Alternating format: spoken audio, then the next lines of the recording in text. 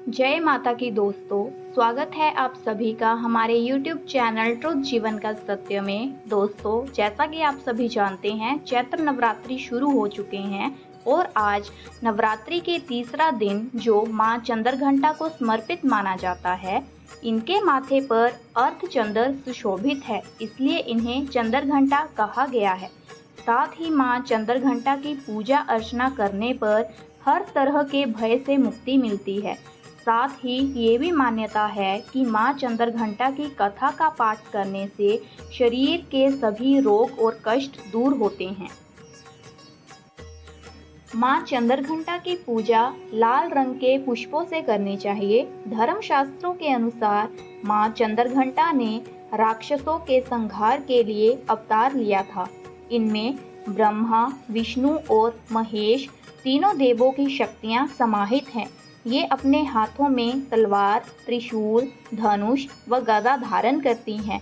इनके माथे पर घंटे के आकार में अर्धचंद्र विराजमान है, इसलिए ये चंद्रघंटा कहलाती हैं। भक्तों के लिए माता का ये सब रूप सौम्य और शांत है। तो आइए अब जानते हैं मां चंद्रघंटा की कथा। कथाओं के अनुसार मां दुर्गा का पहला रूप मां शैलपुत्री और दूसरा मां ब्रह्मचारिणी स्वरूप है, जो भगवान शंकर को प्राप्त करने के लिए माना जाता है। जब मां ब्रह्मचारिणी भगवान शंकर को पति के रूप में प्राप्त कर लेती है, तब वे आदिशक्ति के रूप में प्रकट होती है और मां चंद्रघंटा बन जाती है। मां दुर्गा ने मां चंद्रघंटा का अवतार तब लिया था जब संसार में दैत्यों का आतंक बढ़ने लगा था। साथ ही उस समय महिषासुर का भयंकर युद्ध देवताओं से चल रहा था। महिषासुर देवराज इंद्र का सिंहासन प्राप्त करना चाहता था। वह स्वर्ग लोक पर राज करने की इच्छा पूरी करने के लिए ये युद्ध कर रहा था। जब देवताओं को महिषासुर की इच्छा के बारे में पता चला तो वे परेशान हो गए और भगवान ब्रह्मा, विष्णु और महेश के सामने पहुँचे। ब्रह्मा, विष्णु और महेश ने देवताओं की बात सुनकर क्रोध प्रकट किया और क्रोध आने पर उन तीनों के मुख से जो ऊर्जा निकली, उस ऊर्जा से एक देवी अवतरित हुई।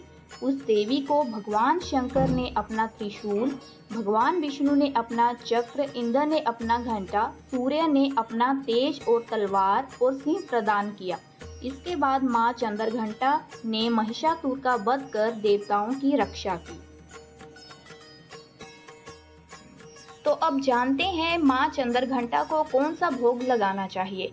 नवरात्रि में मां दुर्गा के 9 रूपों को अलग अलग तरह से भोग चढ़ाए जाते हैं। माना जाता है कि मां चंद्रघंटा को खीर बहुत पसंद है, इसलिए मां को केसर या साबूदाने की खीर का भोग लगा सकते हैं। पंचामृत का मिश्रण इन सभी 5 गुणों का प्रतीक है। पंचामृत दूध, दही, घी, शहद और गंगाजल का मिश्रण होता है। ये मां चंद्रघंटा को अत्यंत प्रिय है। ये मिश्रण 5 पवित्र पदार्थों से बना होता है, जिसमें से प्रत्येक का अपना महत्व है। दूध को शुद्धता और पोषण का भी प्रतीक माना जाता है, इसलिए आप मां चंद्रघंटा को कच्चा दूध भी चढ़ा सकते हैं। दही भी मां चंद्रघंटा को बहुत प्रिय है। आप दही को सादा या फिर फलों के साथ मिलाकर भी चढ़ा सकते हैं।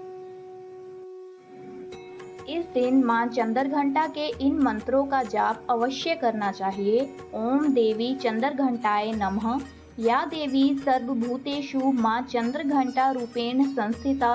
नमस्तस्य नमस्तस्य नमस्तस्य नमो नमः। जय मां चंद्रघंटा।